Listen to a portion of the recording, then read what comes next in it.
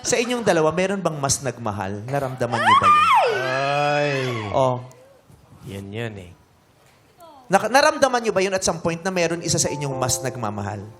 Joshua, naramdaman mo bang at some point mas mahal mo, mas nagmamahal ka sa kanya? Yung totoo. Naramdaman ganun. Ha? Hindi yan ang mga kwento Feeling ko, yan naniniwala ako na at some point, dadating yung panahon na isa na lang yung mas nagmamahal. And then, Uy, hindi totoo yun. hindi, pero, ay, sorry. Uy, hindi para ipatong sa tuhod. Sorry. Pero, ano din naman yun? Kabaligtaran. Parang palitan. Oo, parang may ganon. Kasi may seasons ang relationships, lalo pag matagal. May isa palaging nagbabalik sa isa, may isang... So may time na feeling mo mas Salitan. nagmamahal ka kaysa kay Joshua? Oo, syempre Salitan, naman. oo. May time din na feeling mo, ay parang si Joshua na Oo, lang. yes, of course. Seasons yan eh. Yeah. Phases in a relationship. Di ba? Galo. Ang importante, may nagmamahalan pa rin.